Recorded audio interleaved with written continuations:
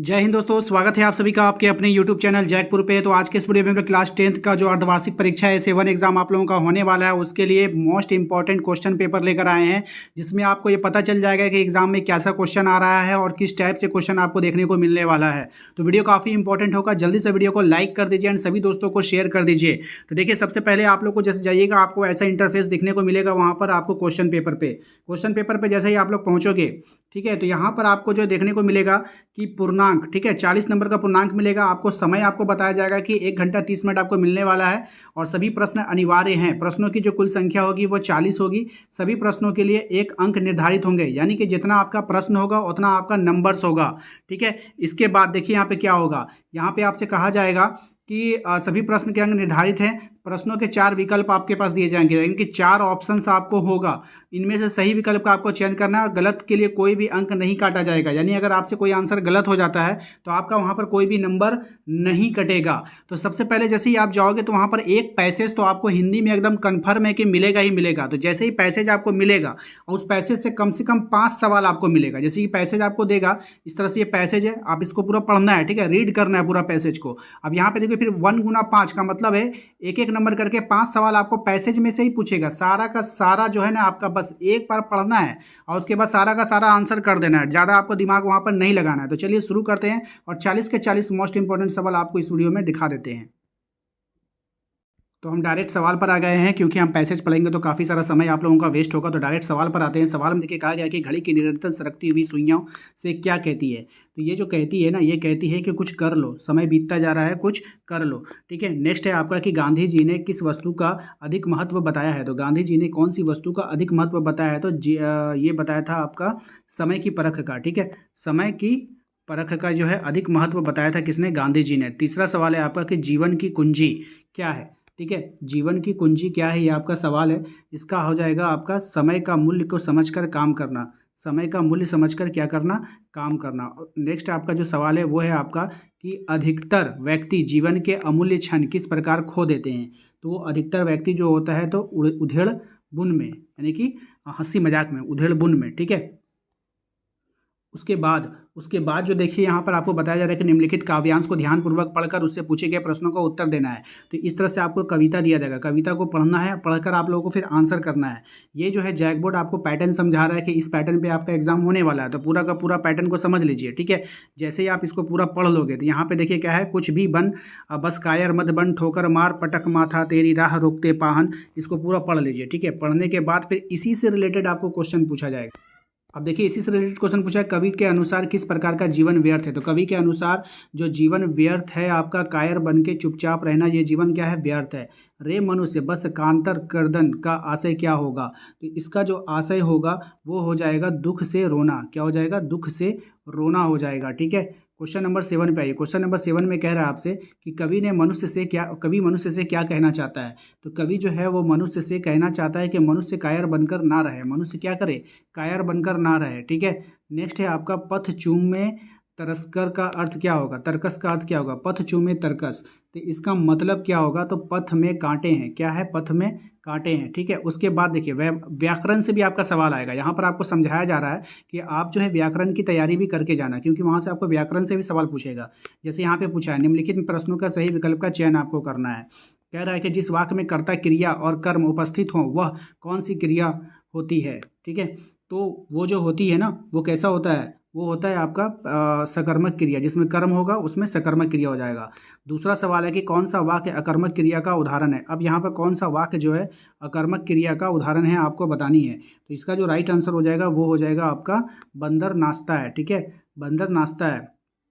तो अकर्मक और सकर्मक देखिए होता है क्या है कि अगर आपको पता लगाना है कि ये अकर्मक है या कि सकर्मक है, जैसे बंदर नाचता है, क्या नाचता है, उसका कोई आंसर नहीं मिलेगा आपको, तो ये अकर्मक हो जाएगा। जैसे गीता पत्र लिखती है, क्या लिखती है, तो पत्र लिखती है, इसमें जवाब आ गया तो ये सकर्मक हो जाएगा। रमेश पुस्तक पढ़ता है, क्या पढ़ता है, तो पुस्तक पढ़ता है, ये सकर्मक हो जाएगा। रोहित ने गीत गाया, क्या गाया, तो गीत गाया, ये सकर्मक हो जाएगा। लेकिन बंदर नाचता है, क्या नाचता है, तो इसमें कोई जवाब नहीं आया, ठीक है, तो ये अकर्मक हो जाएगा। इस प्रकार से आप वहाँ पे सकर्मक और अकर्मक को भी पहचान सकते हैं। मैंने संदेश भिजवाया क्रिया में भेद का नाम बताइए। तो मैंने संदेश भिजवाया क्रिया में जो भेद का नाम है प्रेरणार्थक क्रिया है यहाँ पर, ठीक है। अगला है आपका कि दादी बच्चों को कहानी सुनाती है। इनमें से क्रियापद कौन है। तो दादी बच्चों को कहानी सुनाती, इनमें क्रियापद जो है वो सुनाती है, जो है वो क्रियापद है। इस तरह से सवाल पूछेगा, वाक्य दे देगा, बोलेगा इसमें से कौन क्रियापद है। पिताजी के द्वारा अखबार पढ़ा गया, वाक्य का कौन सा भेद है। तो पिताजी के द्वारा जो अखबार पढ़ा गया, इसमें जो वाक्य का भेद आपको बताना है, तो ये वाक्य का हो जाएगा आपका कर्मवाच्य भेद हो जाएगा, ठीक है। कर्तवाच्य में कर्ता के कार्य की डैश होती है, क्या होती है, तो कर्ता की डैश की प्रधानता होती है, ठीक है। ये आपका हो जाएगा। गर्मियों में, याद रखिएगा, गर्मियों में खूब आम खाया जाता है। अब इसमें बताइए कौन सा है, ये कर्मवाच्य है, भाववाच्य है, कृतवाच्य है, क्या है ये। तो ये जो है आपका क्या है, भाववाच्य है। गर्मियों में क्या खाया जाता है, खूब आम खाया जाता है, ये भाववाच्य है। यथाशक्ति कौन सा समास है, तो यथाशक्ति में कौन सा समास है आपको बताएं। समास से भी क्वेश्चन आपके एग्जाम में आ सकता है, ठीक है। तो समास क्या हो जाएगा, ये अवयवी भाव समास है, ठीक है। थोड़ा बहुत समास को भी पढ़कर जाना होगा, ठीक से। देखिए, दो या दो से अधिक पदों के मेल को क्या कहते हैं, तो दो या दो से अधिक पदों के मेल को क्या कहते हैं हम लोग, समास कहते हैं। क्या कहते हैं, समास कहते हैं। जलज का अनेकार्थी नहीं है, देखिए अनेकार्थी शब्द भी एग्जाम में आ रहा है, तो जलज का अनेकार्थी नहीं है, कौन नहीं है, बादल नहीं है, ठीक है, बाकी सब है। समुच्चय बोधक अवयव के दो प्रमुख भेद कौन से हैं, तो समुच्चय बोधक अवयव के दो प्रमुख भेद जो हैं वो है आपका समानाधिकरण, क्या है, और व्याधिकरण, ठीक है, ये हो जाएगा। नेक्स्ट है आपका विद्यार्थी अध्ययन डैश सफल नहीं हो सकता, रिक्त स्थान में उचित अवयव क्या होगा। तो विद्यार्थी अध्ययन के बिना यानी बिना पढ़े सफल नहीं हो सकता, ये भर लीजिएगा। मिश्र वाक्य में एक प्रधान उपवाक्य और शेष कौन सा उपवाक्य होता है, तो मिश्र वाक्य में जो एक प्रधान उपवाक्य से आश्रित उपवाक्य होता है, ठीक है, ये हो जाएगा। तो एक पैसेज आपको मिलता है अलग से, बाहर से आता है, और एक पैसेज आपको मिलेगा पाठ्य पुस्तक से। अब जैसे पाठ्य पुस्तक से जो कहानी छोटा सा टुकड़ा दे देगा, जैसे ये बाल गोविंद भगत का टुकड़ा दे दिया, अब इसी से फिर क्वेश्चन पूछेगा, ठीक है। जैसे यहाँ पे पूछा है आपसे कि बाल गोविंद भगत का कद कैसा था, तो मंझोले कद का था, वो कैसा था, मंझोले कद का, ऑप्शन बी इसका राइट आंसर होगा, ठीक है। इस तरह से क्वेश्चन आपको जो है पूछा जाएगा। फिर आपसे देखिए यहाँ पे क्या बोला है कि बाल गोविंद भगत गले में कैसी माला बांधे रहते थे, तो बाल गोविंद भगत जो है गले में तुलसी की माला जो है बांधे रहते थे, ठीक है। उसके बाद देखिए यहाँ पे अमीरुद्दीन, फिर यहाँ पे बुक से एक छोटा सा पैसेज देगा, उसके बाद फिर वहाँ से फिर क्वेश्चन घुमाकर पूछेगा आपसे, ठीक है। तो फिर जैसे यहाँ पे क्वेश्चन पूछा है कि अमीरुद्दीन का जन्म कहाँ हुआ था, तो अमीरुद्दीन का जो जन्म हुआ था वो डुमराव में हुआ था। कौन कौन एक दूसरे के लिए उपयोगी है, तो कौन कौन एक दूसरे के लिए उपयोगी है, तो शहनाई और डुमराव, ठीक है, शहनाई और डुमराव। उसके बाद देखिए पठित काव्यांश, फिर पुस्तक से आपका एक कविता का टुकड़ा देगा, फिर उससे आपका जो है क्वेश्चन पूछेगा, कि पूछ लेगा आपसे सूर्यकांत त्रिपाठी निराला प्रस्तुत काव्यांश जो है किस कवि का है, ये आपको बताना है। तो ये जो कवि है नागा अर्जुन है, ठीक है, ये जो कविता दिया है, तो आप ये भी देख लीजिएगा कि कौन से कविता कौन से राइटर का लिखा गया है, यानी कि इस तरह से भी आपके एग्जाम में क्वेश्चन बनेगा, ठीक है। दंतुरित का क्या अर्थ होता है, तो दंतुरित का जो अर्थ होता है ना, वो क्या होता है आपको बतानी है, तो ये हो जाता है नए दांत, दंतुरित का क्या हो जाएगा, नए दांत हो जाएगा, ठीक है। उसके बाद है बालुक, बालुक बोली बधो नहीं तो ही, उपरोक्त काव्य पंक्ति के रचयिता का नाम बताना है। आप देखिए एक लाइन देगा और उसके बाद फिर इसका काव्य का रचनाकार जो है उसका नाम आपसे पूछ लेगा, तो ये हो जाएगा आपका तुलसीदास हो जाएगा। तो उपरोक्त पंक्तियों में से कौन सा अलंकार है आपको बताना। अब इसमें अलंकार आपको बताना है, तो देखिए यहाँ पे अलंकार अगर पूछा तो ये अनुप्रास अलंकार हो जाएगा, ठीक है। उसके बाद देखिए पाठ्य पुस्तक से जो प्रश्न उत्तर जब आपसे पूछा जाएगा तो वो इस तरह से पूछा जाएगा, जैसे कि कृष्ण का संदेश सुनकर गोपियों की स्थिति कैसी हो गई थी, तो कृष्ण का संदेश सुनकर गोपियों की जो स्थिति हो गई थी, विरह की आग जगी थी, क्या लगी थी, विरह की आग, ठीक है। दूसरा है उत्साह कविता किन अर्थों में इशारा करती है, तो उत्साह कविता जो है वो किन अर्थों की ओर इशारा करती है, तो ये करती है आपका ललित कल्पना क्रांति चेतना के साथ नवनिर्माण नव संचार की ओर जो है इशारा करती है, ठीक है।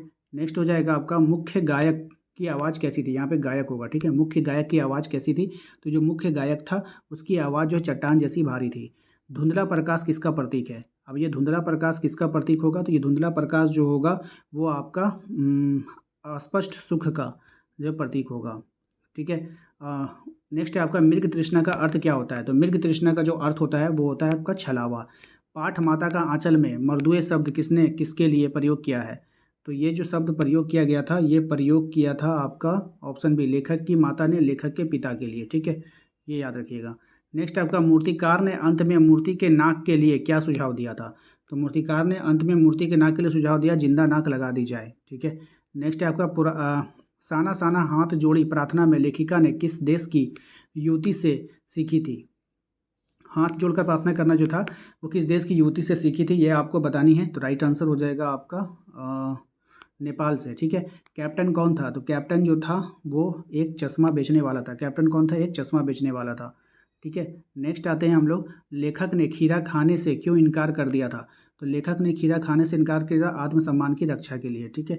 नेक्स्ट है आपका फादर कामिल बुल्के हिंदी को किस रूप में देखना चाहते थे? तो ये देखना चाहते थे राष्ट्रभाषा के रूप में, ठीक है। तो ये था, आपको इस वीडियो का माध्यम से मैंने आपको बताया कि 40 प्रश्न आपसे कैसे पूछेंगे। ग्रामर से क्वेश्चन आएगा, पैसेज आएगा, कविता से क्वेश्चन आता है, राइटर का नाम पूछा जाता है। तो ये उद्देश्य था हमारा बताने का, ठीक है। इसी के आधार पर आपको परीक्षा की तैयारी करके जानी है। मैंने प्लेलिस्ट बना दिया है, प्लेलिस्ट में सारा वीडियो है, तो सारा वीडियो देख कर जाइएगा। ऐसा नहीं कि आपको इस वीडियो से देख कर जाइए, इस वीडियो से भी कुछ क्वेश्चन आपको एग्जाम में देखने को मिलेगा, ठीक है। हूबहू ये क्वेश्चन नहीं आएगा, ठीक है। ये आपका मॉडल पेपर था जो कि एग्जाम के लिए इंपॉर्टेंट होता है, एग्जाम के पहले देख कर जाया जाता है। इससे 100% नहीं आने वाला है, लेकिन हाँ, इससे कोई ना कोई क्वेश्चन आपको एग्जाम में देखने को जरूर मिलेगा। तो मिलते हैं हम लोग अपने अगले वीडियो में। Thank you.